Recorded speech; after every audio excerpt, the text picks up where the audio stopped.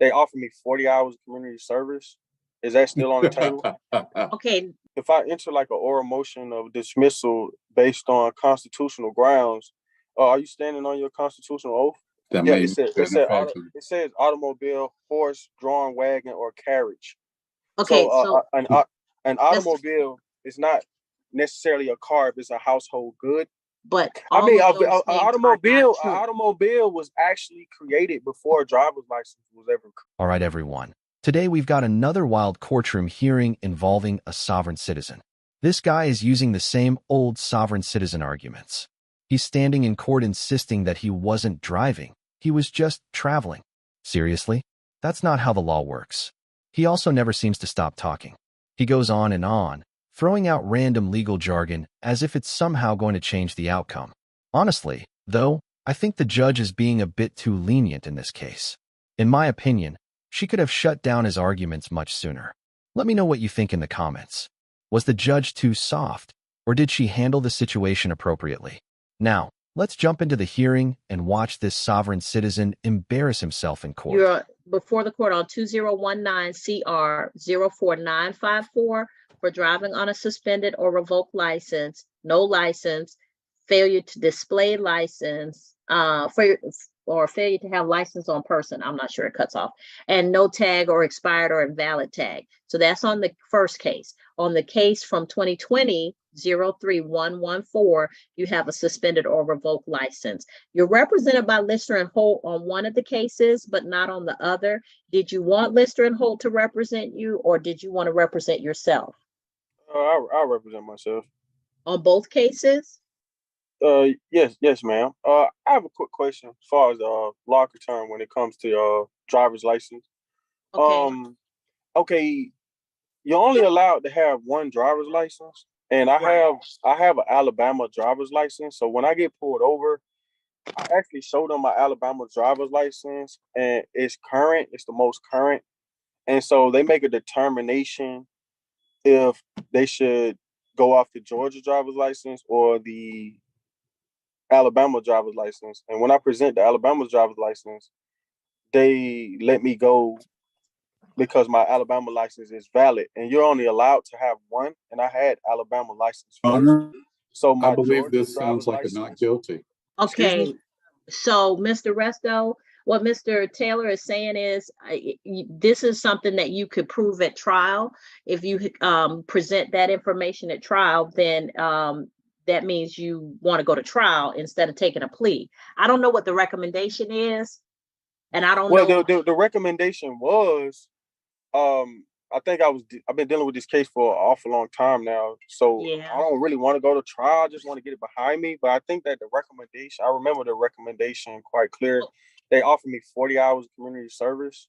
Is that still on the table? Okay, no, Mr. Resto, it's more than that. This guy is actually trying to bargain during the pre-hearing as if he's haggling over prices at a street market. It's honestly no surprise that both the judge and the prosecutor couldn't help but laugh at his arguments. Sometimes it's hard to believe people genuinely think these tactics will work. Seriously, I have no idea how he managed to say all of that without cracking a smile. I can't imagine what it must be like to sit on the bench and deal with cases like this on a regular basis. If I were the judge, I'd probably be issuing contempt warnings nonstop. What do you all think of the prosecutor so far? I found some of his comments pretty entertaining in this hearing. With that said, let's get back to the courtroom proceedings. For driving on a suspended license is the first time in 5 years. If you get one, then you can enter a NOLO plea if you have a NOLO plea eligible to you, and then the fine is $500. But if you get a second one, the fine goes to $1,000. A third one, the fine goes to $1,500 and 10 days mandatory jail time. You have a second one, which means that you might be able to enter a NOLO to the first one, but then the second one is outstanding. So when you took a plea to the second one, that would definitely suspend your license. So that's what's on the table.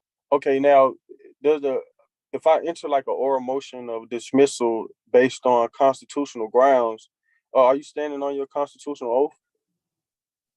Okay, I'm not sure what that is. So I have taken an oath to uphold the Constitution and to make sure that I treat people as the law would direct me to do so. So, Okay. Well, I asked this question previously when I was in your courtroom one day in regards to the right to travel under the 14th Amendment, stating that citizens do not need a permit to travel with a horse-drawn carriage, wagon, or automobile without interference by police. And I was on a public highway actually when I got pulled over. okay, so that's not actually in the Constitution. And I So the don't right to believe travel, the right automobiles to were travel. around when the 14th Amendment was ratified. I'm sorry. Go ahead, Mr. Taylor. I just wanted to point out to the court that automobiles hadn't been invented when the 14th Amendment was ratified. That Yeah, may it says automobile, horse-drawn wagon, or carriage. Okay, So so an automobile is not necessarily a car if it's a household good.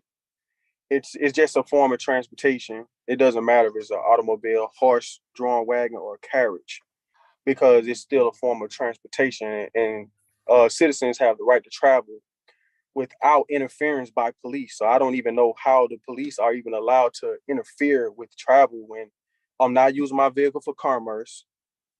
Your Honor, And it's hold a on, Mr. totally Taylor. private household good. Why hasn't the judge put an end to these sovereign citizen arguments yet? I really don't understand it. Judges have the authority to take control of their courtroom and keep the proceedings on track. Letting someone go on with arguments that have no legal basis only slows everything down. You can even tell the prosecutor seems ready to move things along.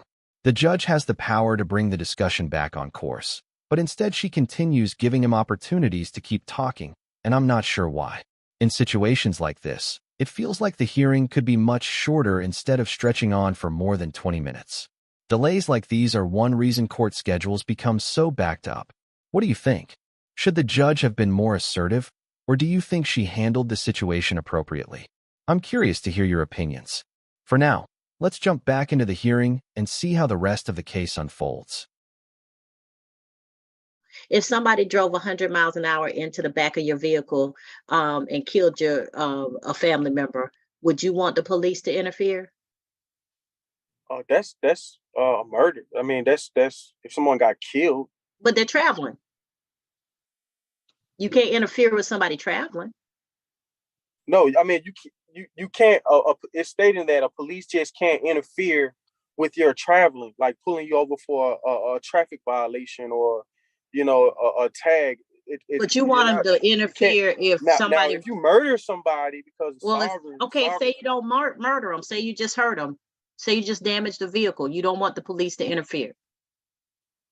No, that because that's when it almost becomes like an accident or a crime or whatnot. So the police can.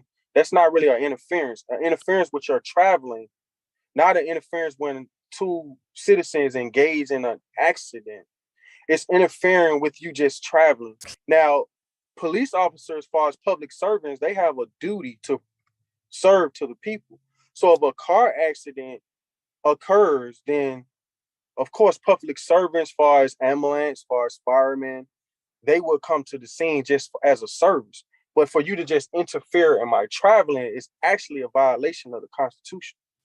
Well, sir, the Constitution and the cases that have come out of the constitutional jurisprudence allow cities and states and municipal organizations to regulate travel for the benefit of the citizens. So they can put reasonable regulations on travel, meaning you can have a license.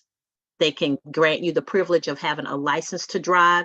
They can regulate how your license is seen. If you don't have a license or if your license is suspended, they can intervene to take your license away or your privilege to drive away. It is a crime. You can be convicted of not driving under a proper license. So the government is allowed to intervene in a lot of ways with people traveling. So I'm not sure where this information comes from, but there's a lot of stuff on the internet about traveling and the 14th Amendment and horse and buggies and even maritime law.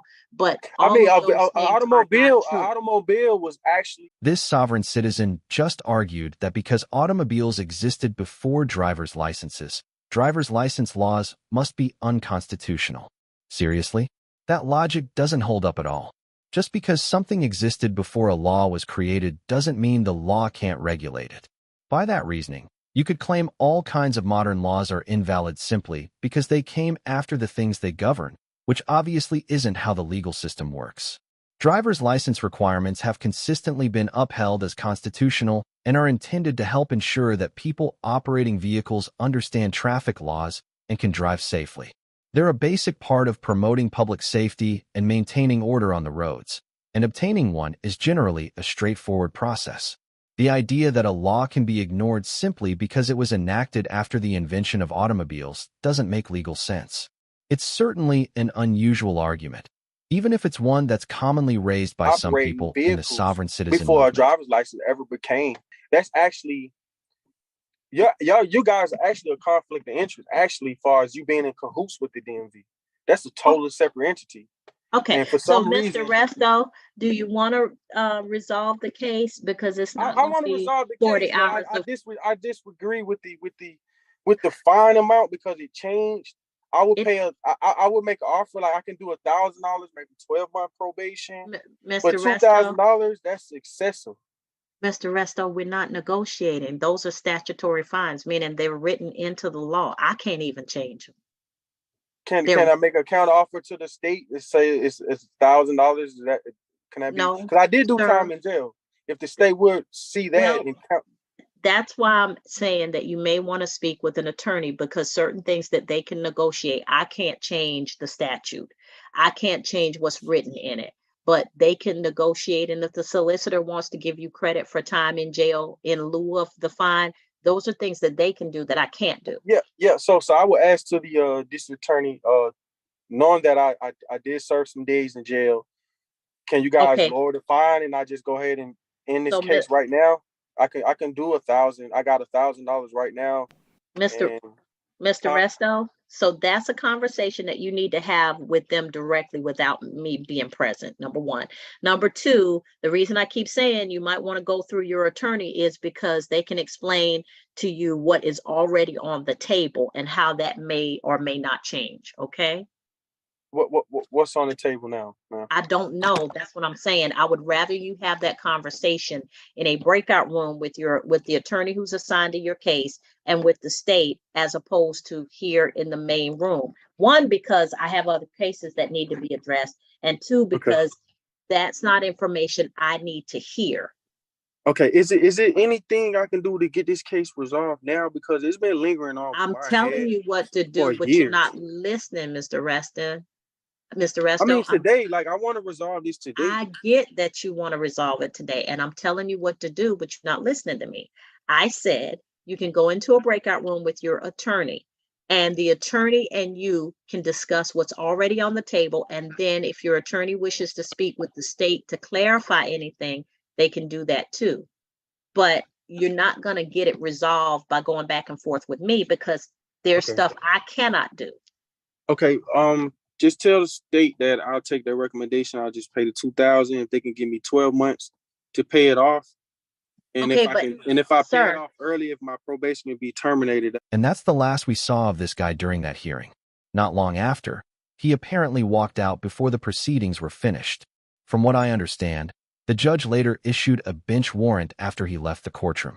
Don't worry, though, I also have footage of his next court appearance, and I'll be posting that tomorrow, so be sure to watch for it. Looking back, this was a textbook example of someone using sovereign citizen arguments in an attempt to avoid paying a relatively small $2,000 fine. Simply claiming you were traveling instead of driving isn't going to make the legal issue disappear. At this point, I don't even have much left to say because the arguments in this hearing were exhausting to listen to. I'd love to hear your thoughts in the comments. Do you think the judge should have been more assertive, or do you think she handled the situation appropriately? I'm genuinely interested to see where everyone stands on that. If you enjoy these courtroom reaction videos and want to see more, be sure to like and subscribe so you don't miss the next upload. I really appreciate all of your support, and if you have suggestions for other hearings you'd like me to cover, leave those in the comments as well. Thanks so much for watching, and take care.